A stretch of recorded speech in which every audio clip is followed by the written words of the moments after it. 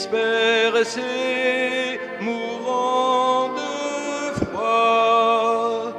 Dieu qui fut un jour en croix, viens sauver tes fils perdus. En ce temps-là, Jésus parlait à ses disciples de sa venue. Il y aura des signes dans le soleil, la lune et les étoiles. Sur terre, les nations seront affolées et désemparées par le fracas de la mer et des flots. Les hommes mourront de peur dans l'attente de ce qui doit arriver au monde, car les puissances des cieux seront ébranlées.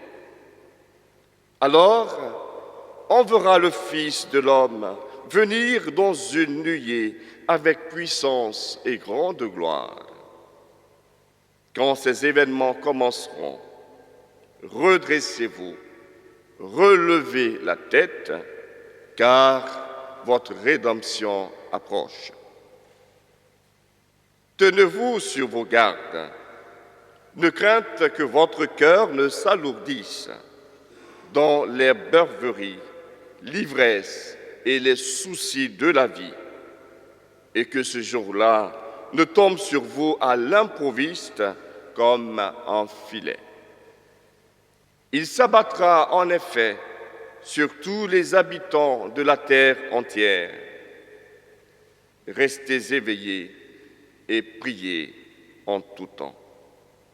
Ainsi vous aurez la force d'échapper à tout ce qui doit arriver et de vous tenir debout devant le Fils de l'homme. Frères et sœurs bien-aimés, une année s'achève, l'année liturgique B. Une autre commence, l'année liturgique C. Oui, comme il est de coutume, le temps de l'Avent nous est proposé en vue de notre préparation à la célébration des festivités de la Nativité, de la venue de l'Emmanuel, Dieu avec nous. Et durant 4 dimanches, nous serons invités à la lumière de l'année de la miséricorde à disposer nos cœurs, nos âmes et nos êtres à l'écoute de la parole de Dieu, afin d'entrer dans une relation vraie et authentique avec lui.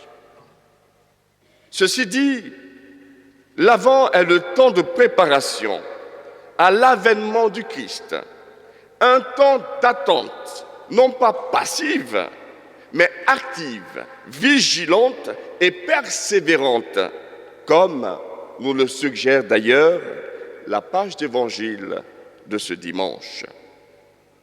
En effet, à ces auditeurs qui s'interrogent sur les fins dernières, sur la fin des temps, le Christ, employant un langage apocalyptique presque effrayant, il faut le dire, dit ceci, et je cite: « Tenez-vous sur vos gardes, de crainte que votre cœur ne s'alourdisse dans les beuveries, l'ivresse et les soucis de la vie, et que ce jour-là ne tombe sur vous à l'improviste comme un filet. Il s'abattra en effet sur tous les habitants de la terre entière. Restez éveillés et priez en tout temps. Ainsi, vous aurez la force d'échapper à tout ce qui doit arriver et de vous tenir debout devant le Fils de l'homme. » Fin de citation. Oui, mes frères, oui, mes sœurs, ce temps de l'Avent nous invite en vérité à nous asseoir pour méditer sur nos vies afin de revoir nos attitudes et cerner notre existence dans notre marche à la suite du Christ, lumière, chemin et vie. C'est donc un moment de grâce qui ouvre nos oreilles à la voix proclamée dans le désert de nos cœurs pour nous redire non seulement l'amour incommensurable de Dieu pour nous, mais aussi et surtout nous inviter à nous interroger. Durant l'année liturgique B passée et qui vient de s'écouler, qu'ai-je fait de ma foi? Où en suis-je dans ma relation avec le Seigneur?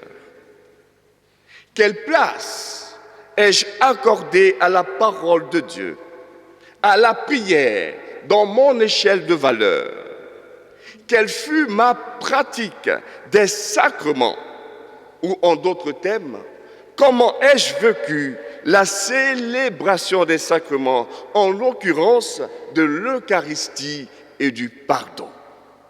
En somme, qu'ai-je fait de ma vie? Voilà autant de questions légitimes que nous sommes amenés à nous poser en début de cette année liturgique et qui, somme toute, nous invitent à faire des efforts durant ces 4 semaines pour recharger nos batteries sous le souffle de l'Esprit Saint afin de repartir de plus belle dans l'expression de notre foi et prendre un bon élan qui déterminera la trajectoire de notre vie spirituelle. C'est par conséquent un temps de grâce, un temps de bonheur, un magnifique temps où nous sommes conviés à découvrir l'amour de Dieu pour nous. Dieu ne cessera jamais, mes frères et mes sœurs, jamais, il ne cessera jamais de nous aimer. Et c'est parce qu'il nous aime sans cesse qu'il nous fait don de sa parole et surtout de sa miséricorde. Ne passons pas donc à côté du kairos, c'est-à-dire de ce moment favorable de ressourcement spirituel. Ne passons pas à côté de cette belle opportunité qui nous est offerte en vue de nous refaire spirituellement, en vue de retrouver une nouvelle jeunesse en Dieu.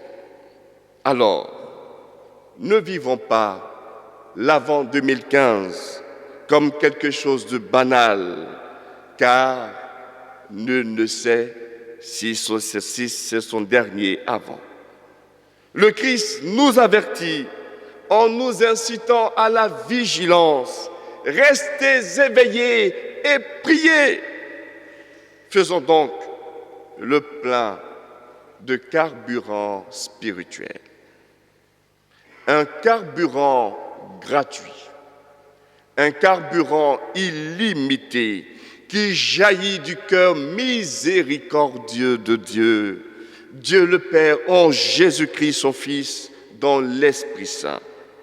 Ainsi, enivrés de la miséricorde divine, nous deviendrons à notre tour des stations de carburant pour nos frères et sœurs, des stations de carburant de la miséricorde de Dieu pour ce monde qui vacille dans le mal, dans la barbarie, dans l'horreur. Ainsi, nous pourrons témoigner avec force et persévérance de la victoire de la miséricorde sur la haine, de la victoire du bien sur le mal, de la victoire de l'espérance sur le désespoir, de la victoire de la vie sur la mort. Et je terminerai ma méditation en reprenant les paroles de saint Paul entendues tout à l'heure dans la seconde lecture, comme parole de bénédiction sur vous, sur vos familles et vos proches en l'entame de ce temps de l'Avent. Que le Seigneur vous donne, entre vous et à l'égard de tous les hommes, un amour de plus en plus intense et débordant, comme celui que nous avons pour vous.